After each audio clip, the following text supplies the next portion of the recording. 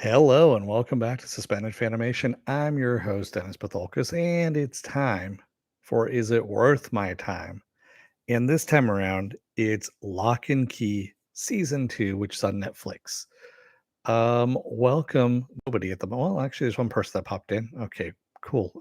I'm pretty sure notifications did not go out because YouTube sucks at that right now. But let me take care of some business first, and then we'll get down to it. If you like what you see here, like, share, and subscribe. If you're still on the fence about subscribing, take a look at the video that pops up at the very end here. Basically, YouTube takes the algorithms of all the stuff you've been watching and tries to match it as best as possible to one of the videos in my vast feed library and pops it up there just for you. And if you like what you see there, hit that subscribe button down below there. And if you can, hit that like button, the share button as well. And if you don't want to be notified, best thing to do is click on that bell down below, and YouTube won't send you a notification when I come on live. Best thing to do is go to suspendedfanimation.com, take a look at the schedule up there. I change it every week, and I'm close to it. Yes, I'm a little bit late, half an hour late on this one. Lots of stuff with work and all that stuff, so that's why I was a little bit late, but I did post it everywhere other than Instagram that I was going to be here at 6:30. So take a look there on suspendedfanimation.com. Also, I have all the links to my social media on there and all the links to my pages, like this YouTube channel page, my Facebook page, and a Facebook group page where you guys can post stuff and chat amongst yourselves. All right. So, like I said, I'm going to do a spoiler free version of this first, which is kind of hard to do, but and then we'll go into the spoilers. So, if you haven't seen season one of this, why are you here? What is Lock and Key about? Well, it's actually a story by Joe Hill. Joe Hill, of course, being Stephen King's son, and it's about a group of kids and their mom who moved to this. They moved back to the dad's ancestral home called Key House in Massachusetts after the dad dies. He actually is shot and killed, and the kids realize they start finding these keys and things like that, and these keys end up doing magical things. So in the first season that went through, we saw their ghosts. There are demons. There are a whole bunch of things related to Key House and these keys, a lot of dangerous things, and they barely made it out. They had some losses along the way, but they made it out relatively unscathed. In the second season, it's more of them exploring these keys and how the keys came about. Like, how were the keys made? Who made these keys?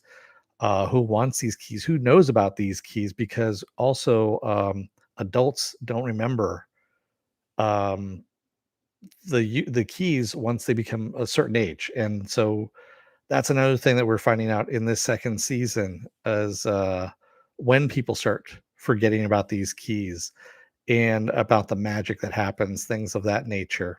And that's what this whole season's all about, and also a continuation of what happened with the first season as well. So, is it worth your time? Yes, it is. It's actually one of the more well-written Netflix series, and also has some money behind it as well. Being that it's Joe Hill, they actually threw some money behind this one, so the special effects are decent. The story is good. The characters are good. The characters are actually developed. They develop as they move along, and the story moves along too, and your characters change with it. They don't just stay the same. So that's kind of what you want in all of this. And there's some ramifications for your characters too as they go through the season. And that's actually a good thing, when you're going through these stories. So, yes, I recommend it. It is worth your time. It's a lot of fun. It's also got a little bit of the supernatural stuff to it too, and some horror elements. Like I said, there's demons involved, and there's all kinds of stuff in there that pretty much will reach everybody at this point. So, with the non-spoiler version out of the way, as we wait for more people to come in too, spoiler alert, I am going to spoil the season. If you haven't seen the season, go and watch it. You can come on back. This will be a video. You can comment down below in the comment section. And I'm giving you enough time to pause or, do whatever you need to do. And there we go. Yeah. CBM says it was pretty enjoyable, even if I barely remember season one. The nice thing about this series, too, is if you watch from the beginning, if you just don't fast forward, they do a nice recap. It's only like a 2 or 3 minute recap of season one at the very beginning of the season.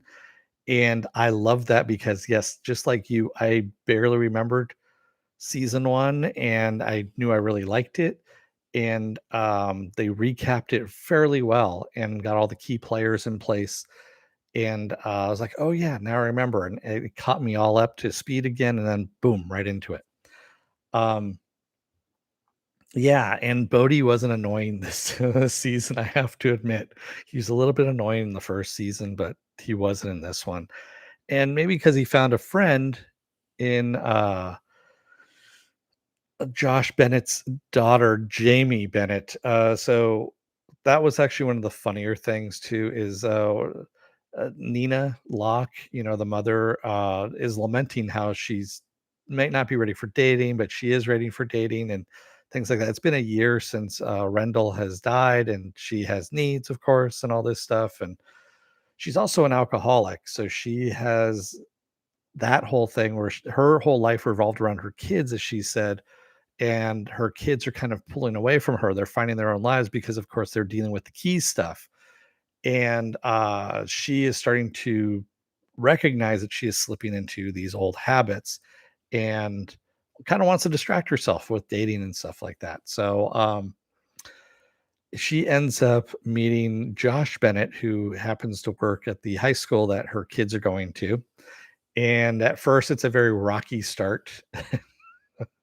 He mansplains her job to her when she's renovating the theater at the school, and yeah, it gets ugly from there. But and Josh Bennett, by the way, is played by the guy who played Superion from The Tick. If you watch the Amazon series The Tick, he played Superion, and I was like, hey, it's Superion. That's great. I'm glad to see he's working, and uh, he did a great job. Actually, I really liked him in this.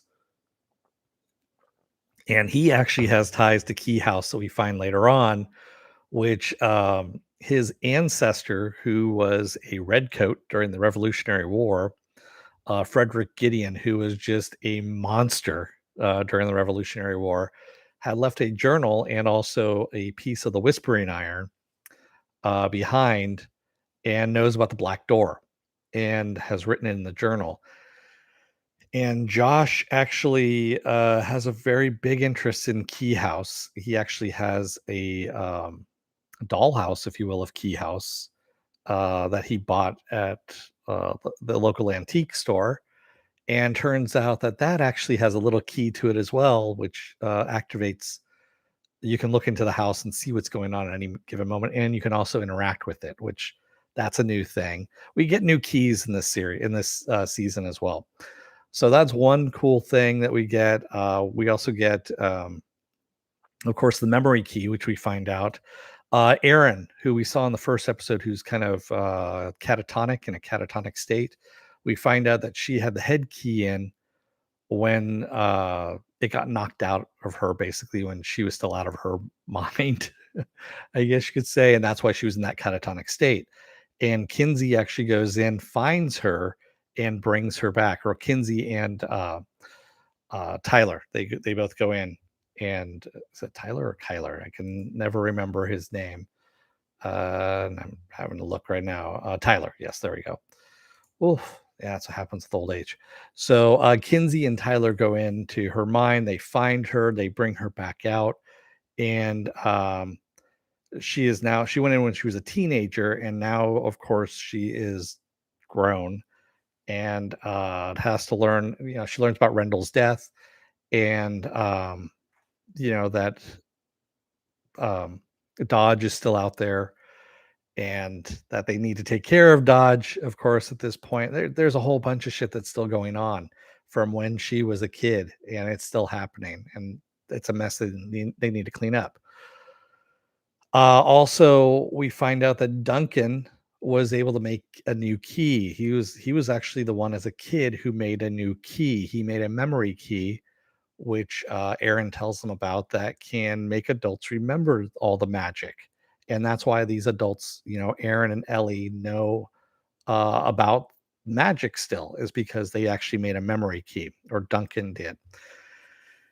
And so there's a whole thing about whether or not it's ethical to let someone remember all of these things, but also is it unethical to just kind of leave them in that state, because Nina is just fucking having a hard time with everything. She remembers kind of, but then doesn't. And again, she feels like it's moving away from her kids, and her kids are separating from her because she can't remember any of that. CBM says that head key is one of the most interesting, honestly, with all the implication behind it, like the fear creature of Aaron getting stuck. Yeah, that whole thing of removing your fear, or removing memories, or removing emotions, that kind of thing. That, I agree with you. That is an interesting key. Um, yeah, a lot of these concepts are fairly interesting if you kind of go down those paths. Um, And I mean, the ghost key is still in play, the anywhere key. I mean, the anywhere key, as long as you see a picture of wherever it is that you're going, a doorway to where you can go to that doorway, as long as you picture it in your mind and you can go there. Which I thought was one of the more fascinating keys too. And the dollhouse key was really interesting as well, just having it, being able to see inside the house and interact with things inside the house, especially when Eden, when they trap Eden in that glass. Oh my god. Yeah, there's all kinds of shit that's happening in this season. And of course, once Dodge, or Gabe, who was of course dating Kinsey and is into Kinsey at this point, and we find out, um, finds out that Duncan can make keys. She wants Duncan to make her a key. And of course, the only way of doing that is maybe having Duncan get his memories back. And yeah, and Aaron pays the price for all of this too. Aaron actually ends up dying. And remember Ellie, who is Rufus's mom, who looked like Dodge, got kicked into the black door. We also get her resolution as well, which I'll get into in a minute. I mean, there's a lot of stuff that happened in this. We also have the Savinis being, a big part of this season as well. We see the movie finally come to fruition, and it's a good movie. Um, yeah, so there's all kinds of stuff that's happening in this season that's really really good. Um, yeah, and then of course I'm just gonna kind of skip to the end of all of this, because if you've watched this, you know how good this is, and I can't cover everything honestly in this season because I'll be here for a couple hours if I'm trying to cover everything. We do get Ellie come back. She comes out of the black door, which means it's possible for that to happen. Um, and of course, Tyler is able to make a key. He actually using Duncan actually walks him through it. They find the whispering iron, a piece of whispering iron that Rendell had actually saved in a fishing lure on his cap, which was always in there for a case of an emergency. And it speaks to him. So the whispering iron needs to speak to you in order to make it into a key if you're a lock. And only locks can make the key, if that makes sense there. They're the other ones that have the magic. And we also go back to who made the first keys. We go back to the Revolutionary War. We see how Frederick Gideon discovered the black door and also got shot by one of the whispering irons and became a demon, and was captured, and later of course was executed. But Eden ends up bringing him back. And the first thing that Frederick Gideon does upon seeing the anywhere key, so he's not trapped in the well house, is he kicks Eden down the well. uh to Yeah, she becomes an echo nun at this point, and he walks through the door in his full red coat garb to explore what's going on. And that's how we kind of leave off that season 2, is with this new demon, red coat dude who was just an evil person even before he became a demon. Yeah, yeah. It was for, and I agree with you, CBM. That dollhouse is actually fucking terrifying, especially when you have the giant rat skull and the giant spider. And yeah, there was all, especially when the spider was crawling, along the window of the kitchen, on the ceiling, and you could see that whole silhouette as it went through. And I was like, that's some fucking good special effects, but also really fucking creepy. And if you could ever do a haunted house, I was thinking, because it was, of course, during Halloween, I was thinking if they could do a haunted house of that, where you had this giant spider crawl over the top of the window like that when people are walking through, you would make people piss and shit their pants fairly easily like that. Because it was just a really good special effect. And I'm sure there's ways of doing it. You could do it with LCD, you know, um, OLED screens and things like that, and still get that same effect. But yeah, man, that was actually one of those things I just was like, wow, that's kind of cool. You can also do it with a projector too, rear projector and all that, and still get that same effect. But great episode. I mean, great season. I am looking forward to a third season of this. Oh, and also I just want to say, so Tyler had the option of remembering or not, and he decided not to. And he goes off because he actually made a key that would remove demons from the people that so what I'm going back a little bit here. I need to backtrack a little bit. So what Dodge wanted was a key to automatically put demons into people. That's what he made Duncan make. And so Dodge went around making demons, is what he was doing. He had demons being put into people. And of course, what does Tyler make? But he makes a key to remove the demons from people. Unfortunately, you can remove the demon from the person, but it's so toxic that it actually kills the person anyway. So he tries it with Jackie, because Jackie, of course, gets turned into a demon, and she gets purged of the demon for about a good minute, and then she dies. Uh, which is just a real shame on all of that. She was actually one of my favorite characters too, and having her die was kind of a real blow, I think, to the episode. But it needed to happen again for Tyler to move along, I guess you could say, at that point. And his decision at the end of the season of not using the memory key to retain his memories of magic once he turns 18 was a big decision on his part. And yeah, Jackie will be missed. I did like that. Obviously Tyler's going to get his memories back. It's going to have to be in order to make new keys at some point. Um, and seeing how those keys were made, uh, there's going to be something that happens with Frederick Gideon in season 3, and how keys are made and demons. It's all going to tie together again, and it's going to be really fucked up because it's Joe Hill. Um, I'm glad that Ellie's back as well. That Ellie came back, and Rufus's mom is back again, because Rufus was a good character. I mean, and I liked Rufus, and I'm glad he's coming back as well. So yeah, it was good all the way around this season. Really well done. And I mean, and having all these people, what is it, you had 12 people that died because they were demons and the house collapsed off the cliff. Plus Aaron died, Jackie died. You had some standing characters die that you cleaned out a lot of characters out of the first season in this season. So CBM says Aaron, who was only there for a minute, was surprisingly interesting as a character too. Yeah, exactly.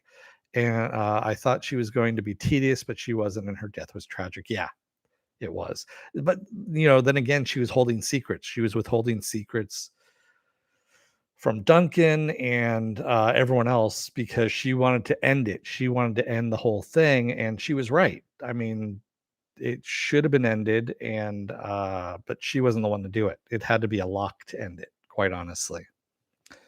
And unfortunately, because she kept that secret, yeah, she had to pay the price. I go by CW rules now at this point. If you keep a secret from other people in the season, you need to die, or something bad has to happen to you, really horribly bad.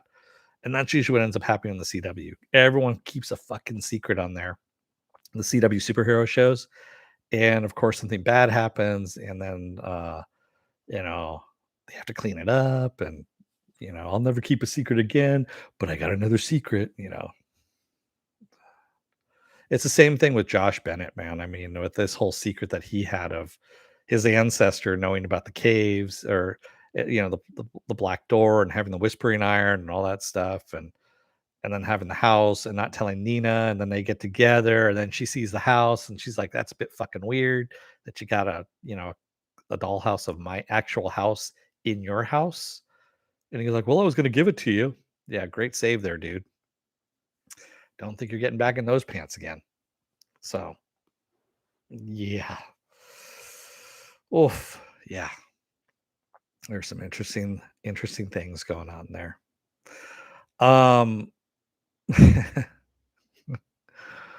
yeah. So, like I said, great season, a lot of fun, a lot of tragedy too, and and joy too. I mean, uh, having the Hercules belt, El Silbodi, trying to clear out that room with the fucking couch, and he's just ramming that thing against the door instead of, because he's a kid, he doesn't know any better of turning the couch, because he's like, it had to get in here somehow, and most likely it came in through the dollhouse is where it came in. So yeah. CBM says, I did find the delay with using the memory key on the mother a bit annoying. Um, I kind of agree with you that on that, CBM, but also I think it was necessary, or there was just no timing. There was no good timing of it. I think if they had stopped to use the memory key on her, and there was just no good place in the story to do that, because they were always on the run. They were always one step behind Dodge. They were always trying to fight for their lives at that point. And I don't think there was a good stopping place to go, hey, let's go into mom's head and see what's going on, and I'll show you some good memories and blah blah blah. You know, I think it happened at a good point in the story at the end there. Pivot, pivot.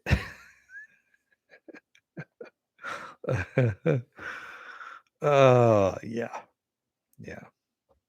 So good stuff. If you haven't seen it, go and watch it. I mean, you made it this far through my, you know, my half-assed review on this, but um, yeah, it's a great series, season 1 and season 2. It's well worth your time. It's got good special effects. It's got good characterization. It's got, well-rounded characters too. I mean, even the villain Dodge.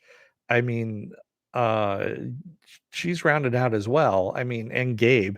I mean, you see actually a sameness between Gabe and Dodge, but also a difference where Gabe is playing a character. Even Eden as a demon. Uh, there's parts of her I really liked that made me laugh, and then there's other parts you're like, oh God, stereotype. But the stereotype was played there for a reason. Um, yeah, and I mean, you got teenage kids acting like teenage kids, not what adults think of teenage kids, that kind of stuff. They actually did a good job of thinking this through. And it's one of those rare occasions where you kind of go through and you're like, yeah, this is actually fairly well done.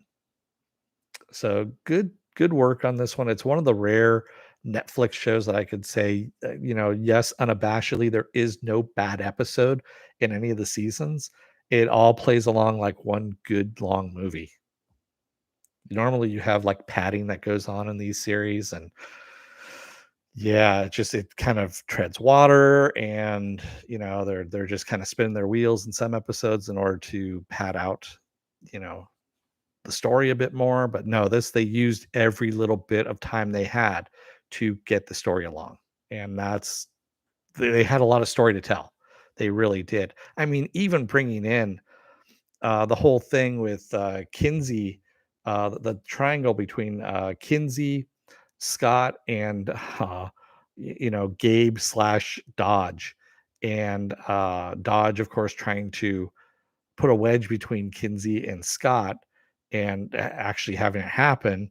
And then once they find out that Dodge, Gabe is Dodge, uh, that whole thing happening, and then also Scott going away back to England, to the UK, in order to get into this prestigious film school. Like I said, there's a lot of different layers to this, and I couldn't cover everything just because there's just so much out there that was put into this season, and well worth it. Like I said, there's layers upon layers to uncover.